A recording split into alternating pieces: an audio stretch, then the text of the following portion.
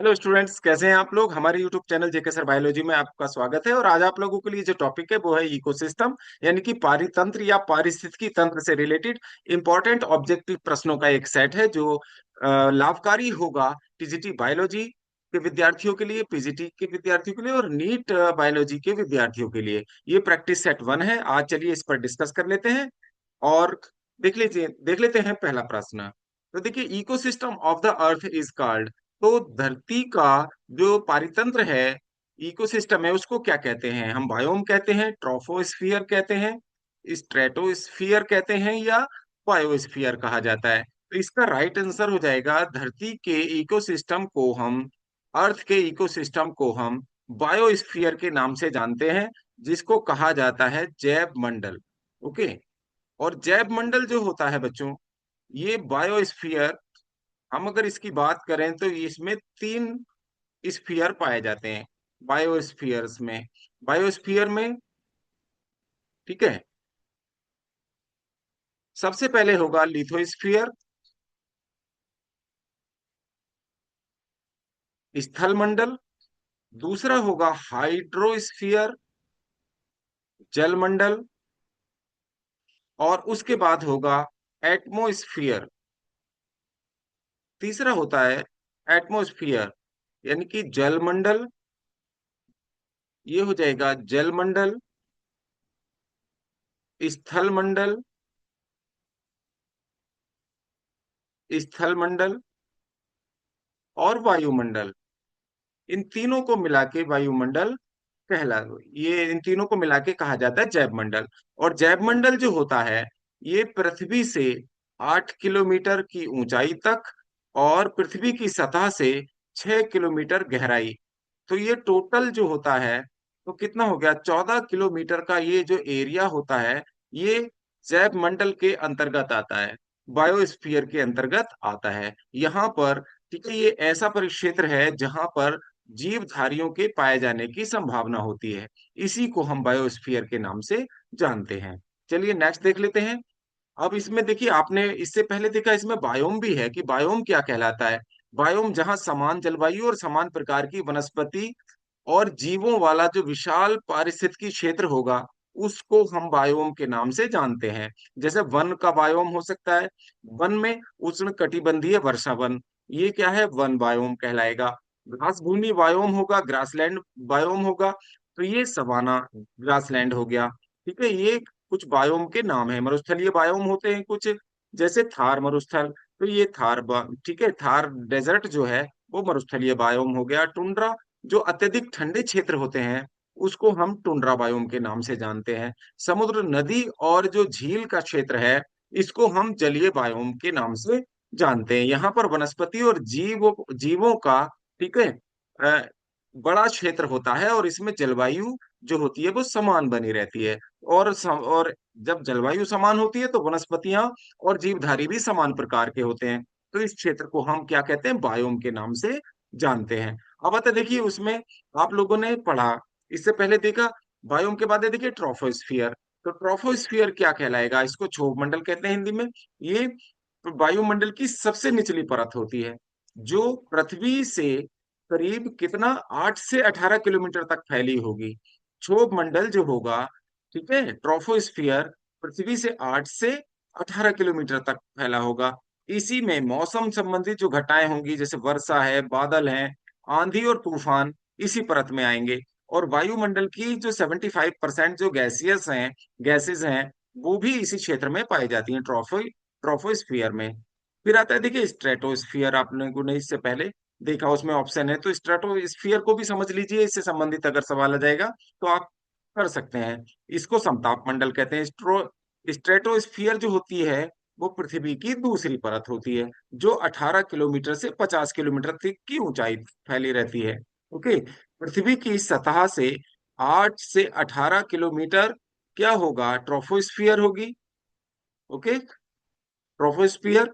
और इसके ऊपर वाली इस जो परत होगी 18 से 50 तक, ये 18 से 50 तक, ये स्ट्रेटोस्फियर होगी।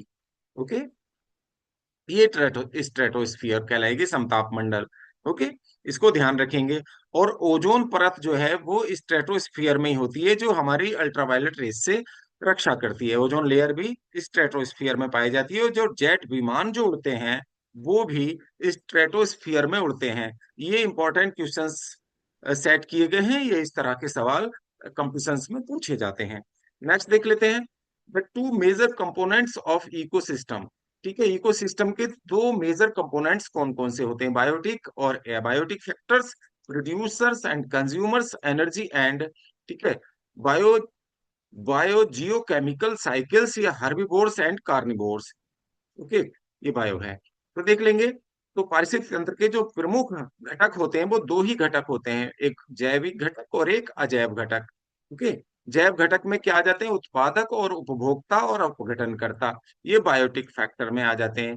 बायोटिक फैक्टर में आ जाएंगे प्रोड्यूसर्स, जैसे हरे पेड़ पौधे, और दूसरे आ जाएंगे कंज्यूमर्स, यानी कि उपभोक्ता, प्राथमिक, द्वितीयक और तृतीयक प्रकार के। और तीसरा आ जाएगा डिकम्पोजर्स। डिकम्पोजर्स मीन्स अपघटन करता, जैसे बैक्टीरिया और फंजाई, जो डिकम्पोज करेंगे एनिमल्स एंड प्लांट्स के अवशेषों को डिकम्पोज करने का काम करते हैं। तो राइट आंसर फर्स्ट हो जाएगा। चलिए देख लेते हैं, which one of the following process is not influenced by light.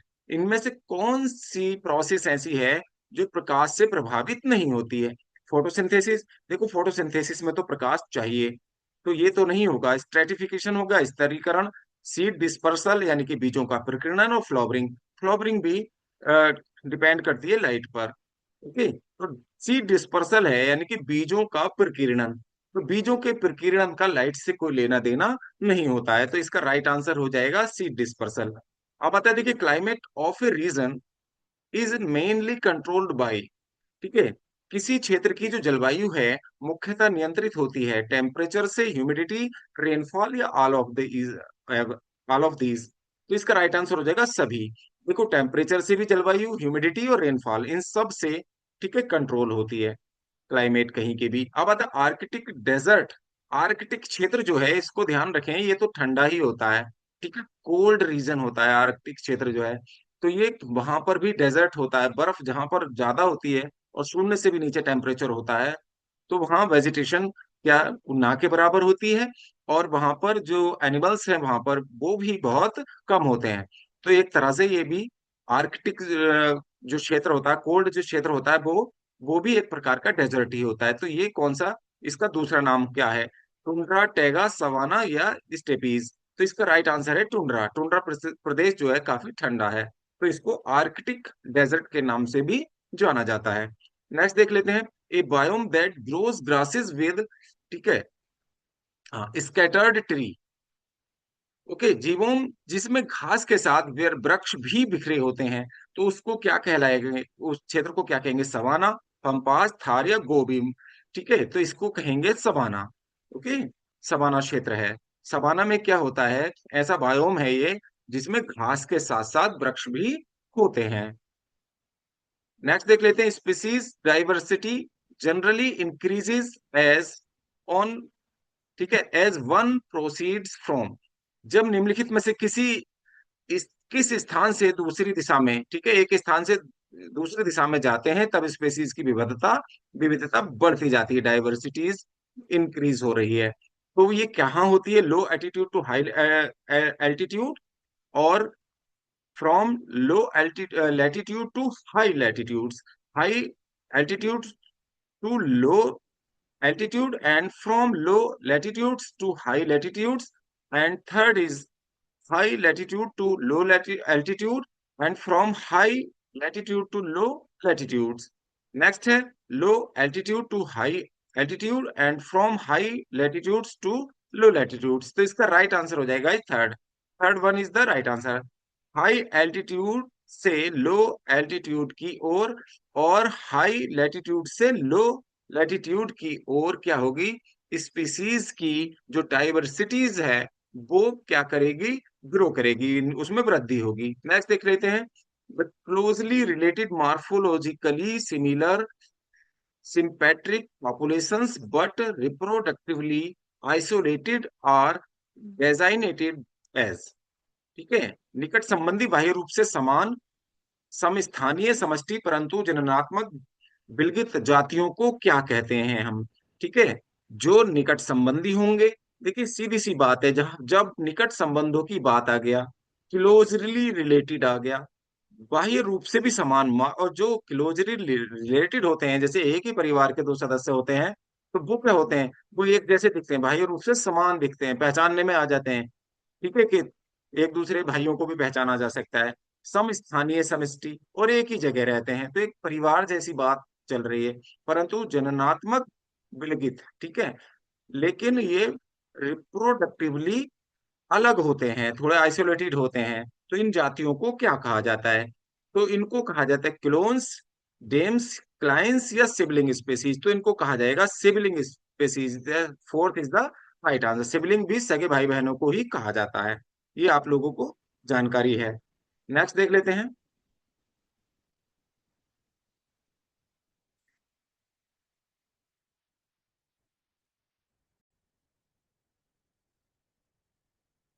Next question देख लेते हैं। The factor concerning the structure of earth surface is.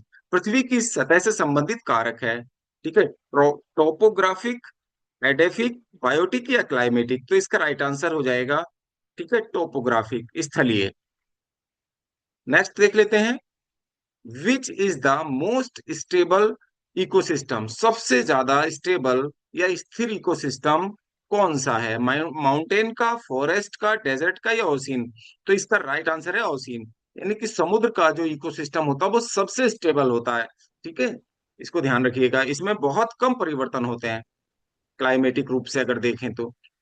अब बताएं, niche of a species in is species in an ecosystem refers to. पारिस्थितिकी तंत्र में species की कर्म स्थिति पर परिस्थिति का सूचक है। Place of its occurrence, competitive ability, centre of origin या function as at its place of occurrence. तो इसका राइट आंसर हो जाएगा फोर्थ। ठीक है, इसके स्थान के आधार पर कार्य है। ठीक है, प्राप्ति का जो स्थान होता है उसके आधार पर जो कार्य होते हैं उसी को हम क्या कहते हैं? नीच कहते हैं। नेक्स्ट देख लेते हैं।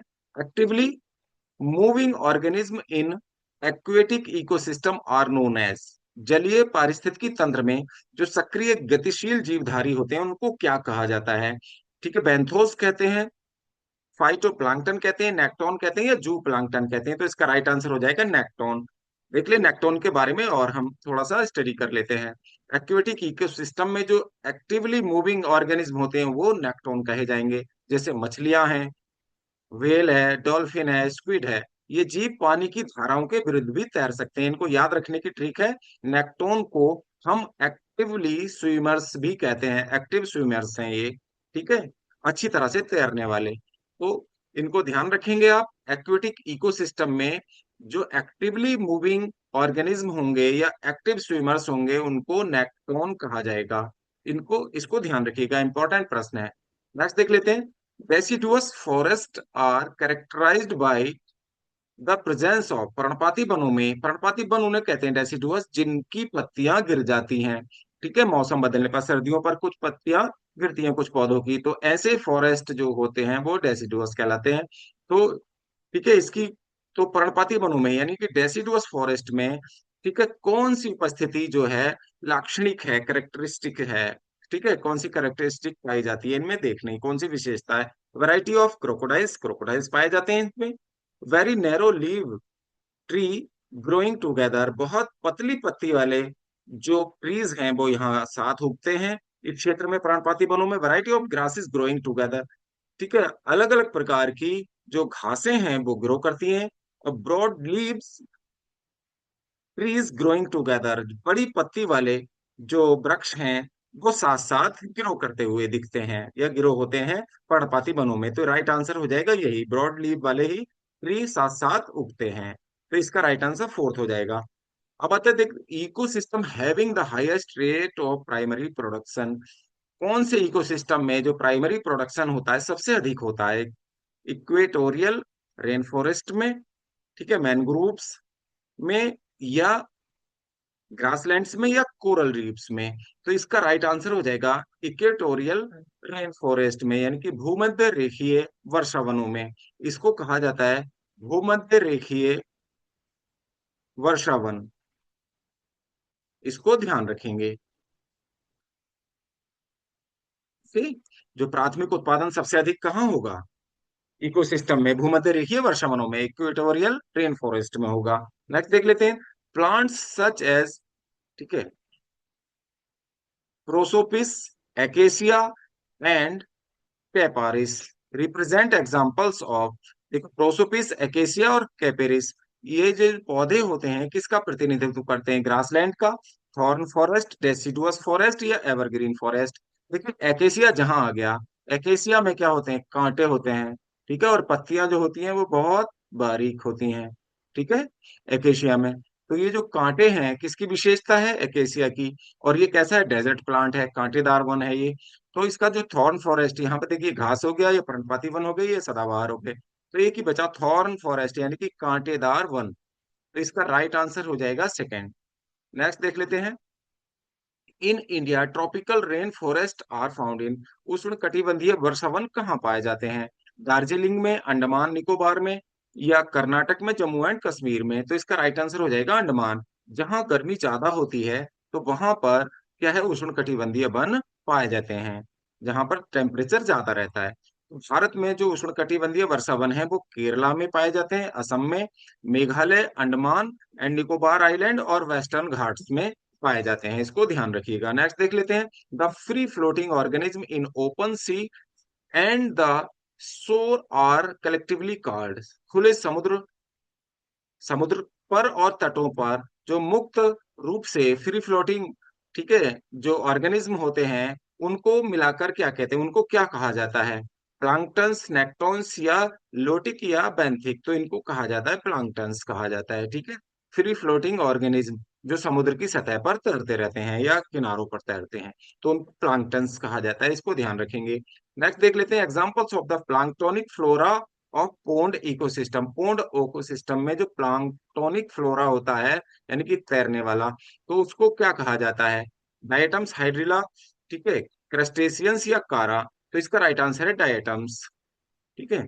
अब आता है, देखिए, लोटिक इकोसिस्टम रेफर्स टू सरित जीवी परिस्थितिकी तंत्र का सूचक है इकोसिस्टम का। सरित जीवी, सीधी सी बात है, लोटिक का मतलब है सरित जीवी, सरिता, पानी, ठीक है। तो और सरिता किसको कहते हैं? पानी को, यानी कि बहते हुए पानी को कहते हैं, नदी को कहा जाता है सरिता। तो इसका मतलब हो जाएगा, ठीक है, सरिता मीन्स नदी होता है, तो सरित जीवी क्या हो गया? फ्लोइंग वाटर हो गया। तो इसका राइट आंसर तो इजीली मिल जाएगा। Static water ecosystem, ecosystem of flowing water, ecosystem of, ठीक है, एस्चुरी वाटर और डीप मैराइन वाटर इकोसिस्टम। तो इकोसिस्टम ऑफ फ्लोइंग वाटर को ही क्या कहा जाता है? लोटिक इकोसिस्टम कहा जाता है, ठीक है। बहते हुए पानी में, यानी कि नदी में जो इकोसिस्टम पाया जाएगा उसको कहा जाएगा लोटिक इकोसिस्टम। ओके, ध्यान रखेंगे। इससे तो ये तो कभी नहीं भूल सकते आप। नेक्स्ट देख लेते हैं। लैंटिक इकोसिस्टम इंक्लूड्स सरोजीवी। ये सरोजीवी सरोवर से संबंधित है। सरोवर कहते हैं तालाब को, पोंड को। तो आप सोचिए, पोंड का पानी कैसा होता है? स्थिर होता है। तो इसको भी नहीं भूलेंगे आप अगर देखा जाए तो लैंटिक इकोसिस्टम किसको कहेंगे? तो कौन सा समावेशित होगा उसमें? ग्रेविटेशनल वाटर होगा, स्टैंडिंग रेन वाटर या रनिंग वाटर? तो आप बताइए। स्टैंडिंग वाटर, स्थिर, जो, ठीक है, कि स्थिर वाटर होगा। तो इसका राइट आंसर हो जाएगा सेकेंड। लेंटिक इकोसिस्टम सरोवर से संबंधित है, ठीक है। अब आजाद देखिए next question. Which part of the world has a high density organism. संसार के किस क्षेत्र में जीवधारियों का घनत्व सबसे ज्यादा होगा? ग्रासलैंड में, ठीक है, सवाना रीजन में, डेसिडुअस फॉरेस्ट में या ट्रॉपिकल रेन फॉरेस्ट में? तो इसका राइट आंसर होगा ट्रॉपिकल रेन फॉरेस्ट में, उष्ण कटिबंधीय वर्षा वनों में, ठीक है, सबसे ज्यादा पाया जाएगा जहां पर, ठीक है, हाँ, ट्रॉपिकल रेन फॉरेस्ट होंगे तो वहां पर जीवधारियों का जो घनत्व होगा, डेंसिटी होगी, वो सबसे ज्यादा होगी। तो ये टॉपिक आप लोगों का यहाँ समाप्त हो जाता है, ये प्रश्नों का सेट। तो आप लोगों को ये टॉपिक कैसा लगा? कमेंट बॉक्स में जाकर कमेंट करिएगा। मिलते हैं नेक्स्ट वीडियो में।